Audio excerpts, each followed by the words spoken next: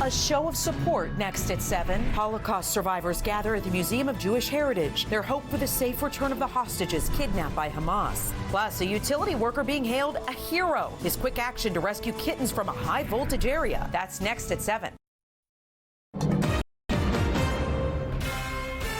Right now at 7, Congressman George Santos fights for his political life. The Long Island lawmaker faces a vote to expel him from the House of Representatives. His colleagues set to vote in just about an hour. The congressman facing multiple felony charges. His last-ditch speech to save his job. Also tonight, November freeze. Get ready for a big drop in temperatures. Some of you could wake up to temperatures in the 20s. A murder suspect shot and killed by police. The man wanted for allegedly killing a father and his stepson over loud noise in an apartment hallway. The early morning confrontation that police say left them no choice but to shoot. A twist at the ballot box in Bridgeport, what a judge just ruled in the controversial election investigation. Plus, you could call it a high-voltage rescue. 4 kittens surrounded by danger in Stamford. We'll tell you how they were saved. We thank you so much for joining us right now at 7 o'clock. I'm Natalie Pasquarela. Tonight, the future of Long Island Congressman George Santos is up in the air. The House of Representatives set to vote in less than an hour on whether Santos should be expelled from Congress. The vote will cap a tumultuous year for the freshman lawmaker, who's accused of lying about his resume, his family, even his faith. He's also facing multiple federal charges related to fraud and identity theft. Now, this means more than 740,000 people in the 3rd Congressional District in Queens and in Nassau County won't have any representation in Congress. Now, representatives have spent this evening debating this resolution, with Santos addressing the measure just minutes ago. News 4's Ida Siegel has been monitoring this. She starts us off live in the newsroom. How's it looking, Ida? Yeah, and Natalie, members of Congress are convened right now. They're voting on other issues. But again, the vote on the expulsion of Congressman George Santos is scheduled for 8 o'clock. And while Congressman Santos is facing multiple criminal charges, he has maintained his seat in the House. But this vote could put an end to that. Tonight, the political life of Republican Congressman George Santos hangs in the balance. The embattled lawmaker from Long Island took to the podium on the House floor late this evening, a last-ditch attempt to convince his fellow Congress members that he should be able to keep his job. Efforts taken by other members in this body to act as judge, jury, and executioner are unconscionable and reckless to our Republican system of government. Santos could be the first representative to be expelled from Congress in 21 years, and it's members of his own party pushing to throw him out of the People's House. A group of New York Republican representatives introduced the bill in Congress. I think that people have seen over the last 10 months what a fraud he is. The alleged web of lies began to unravel just weeks after Santos was elected last year. I ran in 2020 for the same exact seat for Congress. And I got away with it then. They include claims he graduated from Baruch College and NYU, worked for Goldman Sachs and Citigroup, and had Jewish ancestry. All of them, he admitted, were false. I've been a terrible liar on those subjects. But then federal prosecutors made more serious allegations. First in May, prosecutors accused him of several charges of making false statements, theft of public money, and wire fraud, including deceiving campaign donors to raise funds only to spend it on personal expenses like car payments and designer clothes. And then last month, federal attorneys charged Santos with identity theft, saying he used the credit cards of donors to make purchases without their permission. Some of his Long Island constituents protesting at his last court appearance just last week. For the love of God, step down immediately before you suffer the embarrassment of going down in history books for being kicked out of Congress. Yeah, only 5 members of Congress have ever been expelled. Again, the vote that could call for a 6th expulsion is scheduled to happen in just under an hour, and we will keep an eye on it. Reporting live from the newsroom, Ida Siegel, News 4, New York. Ida, thanks. We know you'll be watching.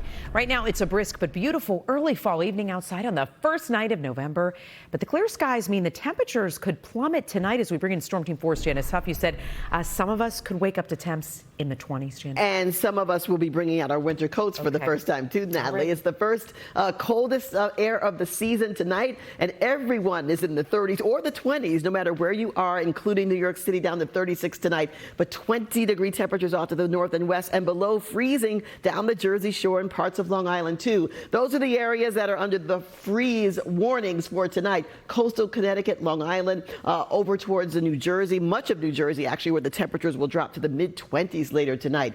Right now, conditions are quiet, but it's already below freezing in Monticello. You're at 31 degrees, and they're skating on the ice here in Rockefeller Plaza, and it feels like the weather is just perfect for it. 45 degrees right now in the city. Not a lot of wind chill going on right now, but there'll be a slight bit overnight and tomorrow morning. We'll wake up to 37 degrees in the city. It'll feel like 31, and the wind chills will be in the 20s, even out across parts of Long Island. It will be chilly during the day tomorrow, sort of like what we saw today. Plenty of sunshine, a high of 49. But the warm-up begins on Friday, 57 degrees, and going into Saturday, 60. And can you believe the first weekend without rain in about 2 months? That's what's coming up, and I'll have details in our 10-day forecast. Back to you, Natalie. We'll see you soon, Janice. Thanks. Well, tonight, the man who is suspected of killing a father and stepson over loud noise in Brooklyn has died, too. The NYPD says officers shot him during a confrontation after police had tracked him down early today. Video showing the suspect walking the halls of the apartment building before allegedly shooting and killing the men in East Flatbush on Monday. News 4's Miles Miller reports from Bath Beach, where the suspect was shot and killed.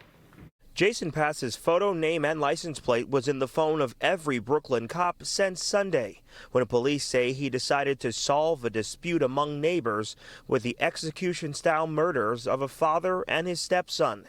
This morning, cops in a patrol car with a license plate reader located his vehicle, and Pass came out with a knife. They were able to isolate and contain the subject on the corner. For approximately 15 minutes, they had a dialogue, doing everything they could to have the male drop the knife.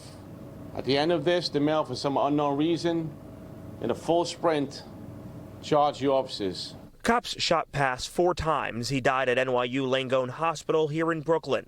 But the genesis of this tragedy traces back to Sunday at Flatbush Gardens, where a dispute over noise escalated into gun violence, Pass gunning down his 47-year-old neighbor, Vladimir Matutin, and his 27-year-old stepson, Chin Wei Mode. Pass didn't stick around. He'd been on the run for several days. That's when the NYPD turned to technology to find him. We put an alert on a license plate, and that allowed our ring of cameras and license plate readers around the 5 boroughs to search for this license plate. This morning, we got a hit on that license plate. No one was at Pass's house. Outside the apartment where the 2 men lived, candles illuminate the spot where Vladimir was killed. This is shocking. This is shocking. And listen, guys, we just have to live good as neighbors. Because I live in a building like what you live into, and if I have issue, I either write my neighbors a note. And we know that police say the gun used in this incident was illegally owned by the suspect here, and again, their investigation will continue tonight. We're in the Bath Beach section of Brooklyn. I'm Miles Miller, News 4 New York. Tonight, a glimmer of hope for people trapped in Gaza as the southern border crossing opens for some injured civilians to leave. The first to exit the Rafah border crossing, hundreds of people with foreign passports, including some Americans. President Biden says he's working nonstop to get Americans out of Gaza. The deal with Israel, Hamas, and Egypt could allow 500 people a day to leave.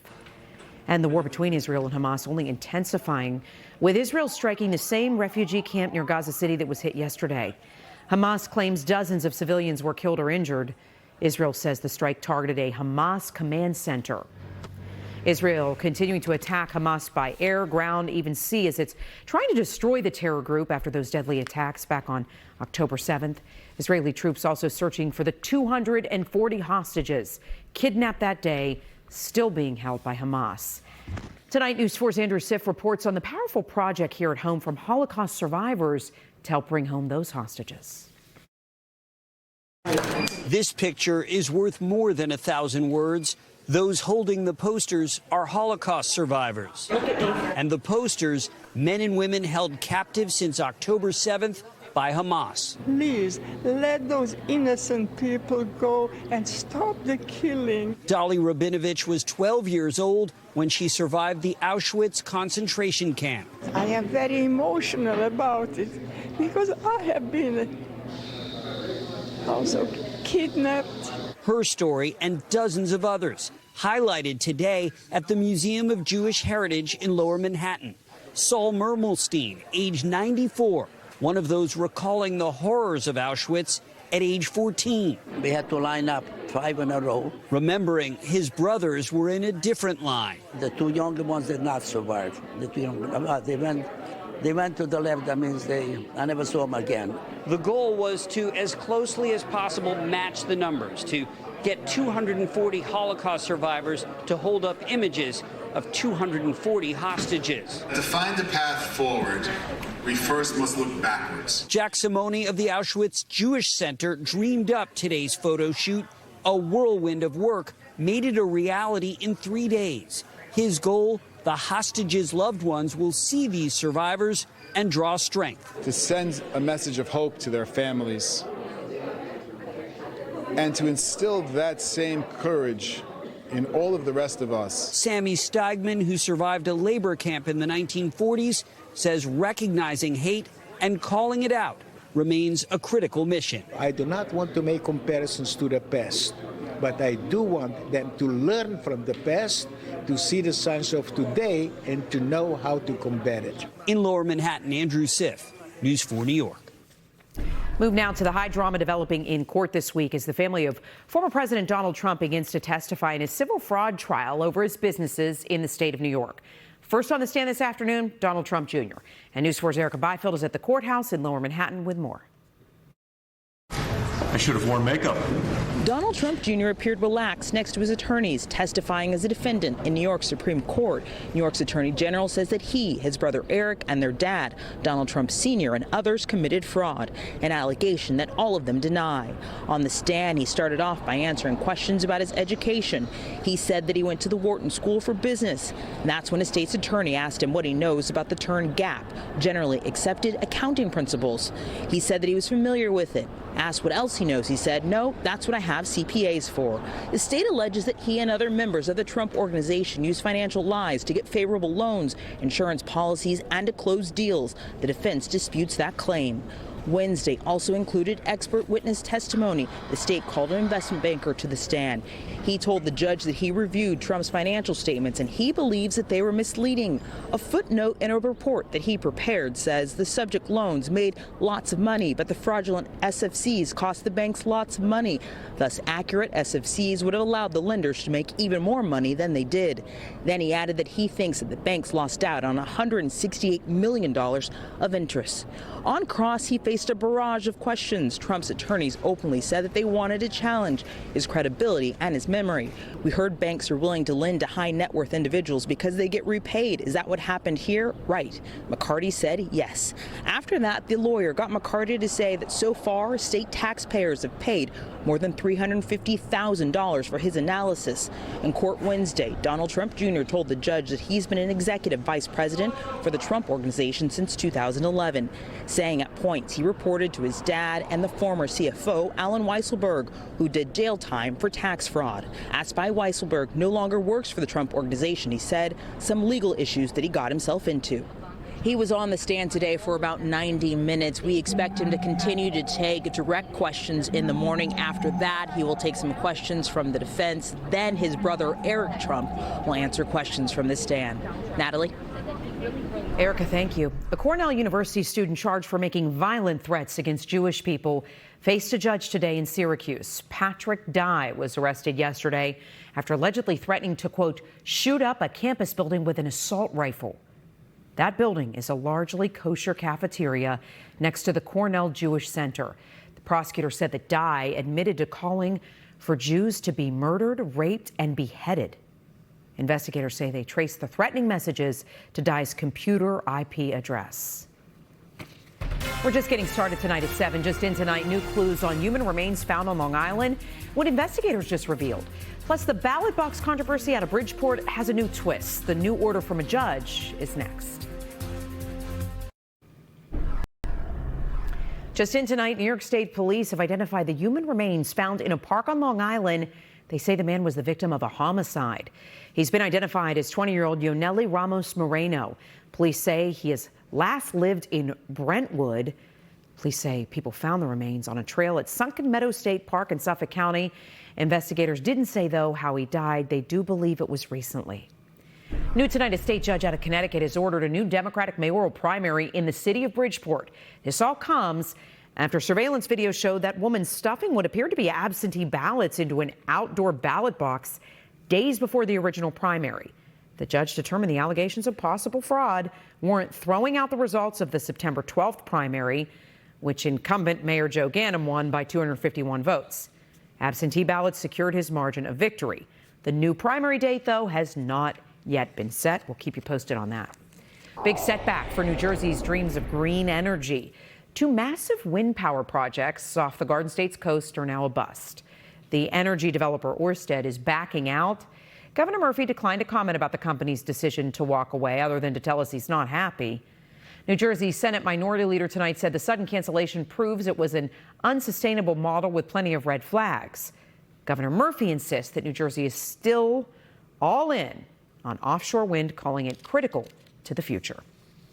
We have some news breaking just in the past 20 minutes here. The legendary college basketball coach who just passed away, plus the rare moment miles above Earth and the local woman at the center of it all. That's next.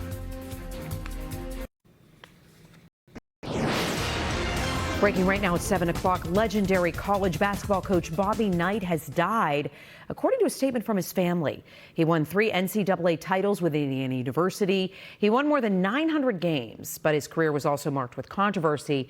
He was accused of physically grabbing players at Indiana. He later coached for Texas Tech before retiring. Bobby Knight was 83 years old. NASA celebrating a successful spacewalk. It took place earlier outside the International Space Station. The 2 astronauts, Laurel O'Hara and Jasmine Mobelli, removed part of the communication system. They replaced one of the bearings on the arm that supports the solar array. Now, those bearings allow solar panels to track the sun. It was the 89th U.S. spacewalk at the station and the first for both Mobelli and O'Hara. Mobelli hails from Baldwin, Long Island, in case you wondered. She talked with students at Baldwin High School from space just last week. I know they were probably thrilled with that. How exciting. So exciting. Local to be up there in space. We're about to feel a real chill now, right? You had a little bit of a chill last night. Yeah, it's a little colder tonight. This is the coldest air of the season so far, and so get ready for it. Okay. Temperatures will be dropping through the 30s in the city and 20s in the outlying areas. The last time it was below 40 degrees in Central Park was April 8th. The last time it was below 32 degrees was March 30th, and November 13th is the average first freeze for the city. It will not be down to freezing tonight, even though it might feel like it, but it will in the outlying areas. It's perfect skating weather here in Rockefeller Plaza tonight. Pull out your warm coats. You'll need them for tomorrow morning and maybe the night after that. You can put away your umbrellas, though. Exchange them out because the weather is going to be dry through the weekend. Don't forget your sunglasses either. Here are the rain chances. For a change, it's not on the weekend. It's not until next week, Tuesday, Wednesday, when the rain returns. Now, one great thing is that we are going to warm up a bit, not drastically, but very comfortably through the weekend, up near 60 degrees. The marathon is on Sunday, and all the spectators and runners will be happy about the weather. 45 degrees is our temperature right now in Central Park. We're at 42 in White Plains and Poughkeepsie, 41 in Islip. Bridgeport, your temperature 39. Down the shore, you're in the low 40s. Off to the north and west, it has already dropped to freezing in Binghamton, and so some of this cold air, this is the cold air that's coming in tonight, all the way down to the coast. For New York City, the skies will clear. The temperatures will fall through the 30s just after midnight, and we'll end up at 36 for our morning low temperature. And then sunshine galore tomorrow. Still cool with readings in the 40s to near 50 degrees in the afternoon, but we'll climb well into the 50s by Friday. At night, the nighttime temperatures come up too. Saturday, sunshine and 60. Sunday, sunshine and 61. A great weekend to go check out some of the colors of the leaves, but don't go too far north because you're past peak in the higher elevations. But in and around the city and the coast, the leaves look great. Weather looks great too. From Boston all the way down to D.C. this weekend. Plenty of sunshine for everyone and comfortable temperatures. But here we go tonight. 36 in the city, down to freezing in Belmar and colder 20s north and west. We recover okay tomorrow, 40s to near 50. It's still below average for tomorrow, but it's nice and sunny. Tomorrow night is cold and dry, maybe not quite as cold as the night before, but still chilly north and west in the 20s. And on Friday, we're warming up, mainly in the 50s to near 60 degrees for the shore area. So some nice weather is coming, and we're going to see some dry skies too, which we haven't seen on the weekends in about 2 months. But it'll be lovely all the way through Monday. Get the umbrellas back out for Tuesday, Wednesday, and Thursday. Natalie, back to you. Great weekend ahead, Janice. Thanks. And when we come back, the 4 kittens who have 8 more lives thanks to a local utility worker. That's next. And on a bit of a high note here, finally tonight, a utility worker in Connecticut being credited for saving 4 kittens found in a high voltage area. Eversource line worker Brandon Collins was de-energizing a high voltage site near an abandoned building in Stamford. Then he and a few workers spotted what they described as a ball of fur. When he got closer, take a look, he realized it was 4 kittens. He acted fast, understanding they were in a dangerous spot. I've never had the chance to rescue anything. This is my first time. I picked them all up. I carried them all. While the kittens were in seemingly good health, a few did have some minor burns. They're now being cared for by a nonprofit animal sanctuary and rescue organization in Norwalk. Happy to see it. That's going to do it for us. Access Hollywood's next. We'll see you right back here for News 4 New York at 11. Have a good one. See you soon.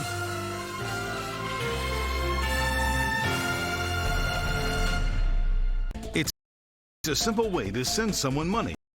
Tomorrow morning at 6, the new way crooks are targeting money transfer apps to steal. Better get Baccaro's top 3 tips to protecting your digital wallet. Wake up with Today in New York, tomorrow morning at 6.